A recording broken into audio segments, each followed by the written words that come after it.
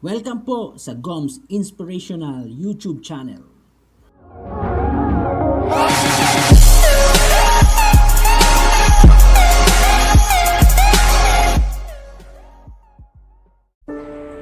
Kamusta na po kayo?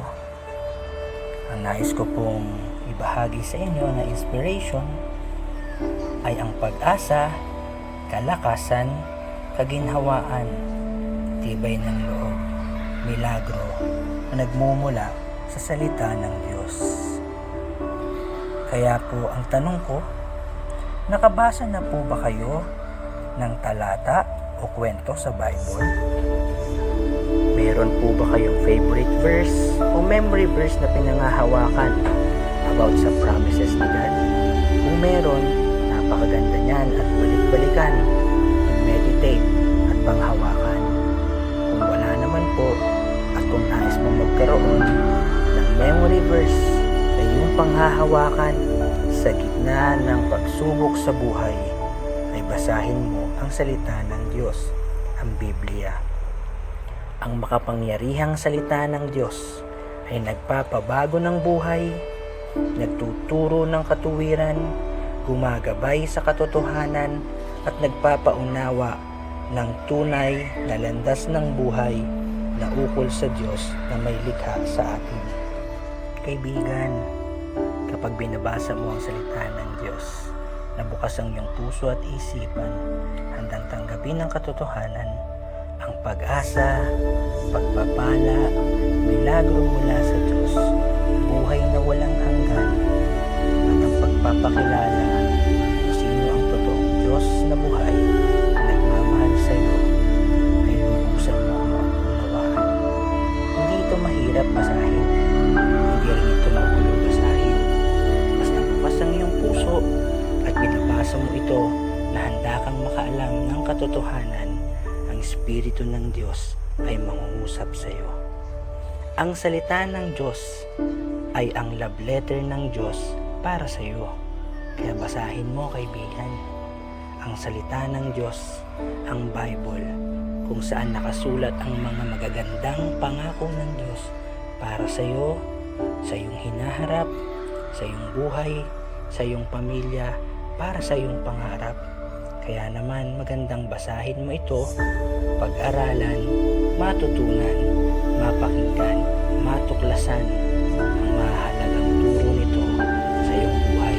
Hindi bilang isang relihiyon, hindi kung ano pa man, kundi salita na handang magpapago ng iyong buhay at pagkatao sa matuwid na landas.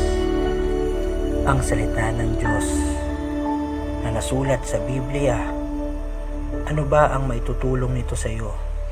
Ano ba ang maidudulot nito sa buhay mo? Kaibigan, ang salita ng Diyos na iyong binabasa, ang Biblia, ay pagkain ng ating kaluluwa. Naglilinis sa ating mga kaisipan, nagpapamulat sa atin sa katotohanan. Ang Biblia, ang salitang Biblia ay halo sa salitang Latin ng ibig sabihin ay Biblios, mga maliliit na libro o maikling mga sinulat na libro na pinagsama-sama. Kaya naman tinawag na Holy Bible dahil ang mga sinulat ng mga taong ginamit ng Diyos ay galing sa banal na Diyos na pinagsama-sama. Maraming taon na ang lumipas. Ngunit ang katotohanan ng kanyang salita na nagtuturo ng katotohanan at nagtuturo ng katuwiran ay magagamit pa rin sa ating panahon dahil ang kanyang salita ay pangwalang hanggan. Ang Biblia ay ang salita ng Diyos o banal na salita ng Diyos ay sinulat ng mga tao na ginabayan ng Espiritu ng Diyos upang maihatid ang mensahe ng Diyos sa lahat ng tao sa buong mundo. Ang konteksto nito ay may iba't ibang uri. May patungkol sa plano ng Diyos, sa karakter ng Diyos, sa milagro ng Diyos, sa kaparaanan ng Diyos. May patungkol sa pisikal na aspeto ng buhay nating mga tao dito sa mundo. Pamumuhay ng maayos, pakikisalamuha sa kapwa, pag-aruga at pagmamahal sa pamilya, at patuloy na pagtulong sa bawat tao. Meron din itong patungkol sa espiritual na katotohanan. Mga bagay na hindi nakikita ng pisikal na mata, ngunit nababatid dahil ito'y totoong nag-i-exist. Katulad ng mga anghel na likha ng Diyos, spiritual nating pagkatao, spiritual position and location before God, at sa bawat mananampalataya.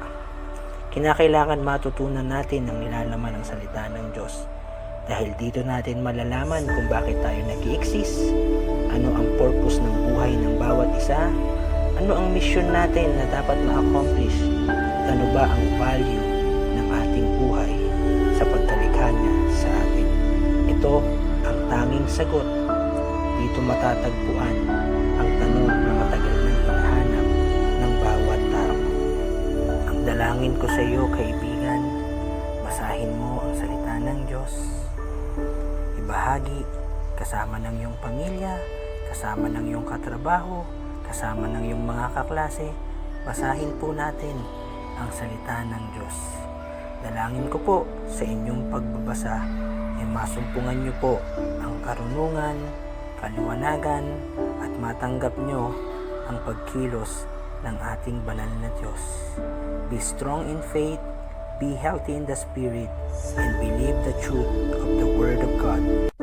We pray this to the glory of our loving Father in heaven, to the praise of our wonderful Lord and Savior Jesus Christ, by the power and leading of the mighty Holy Spirit of God, we pray. Amen.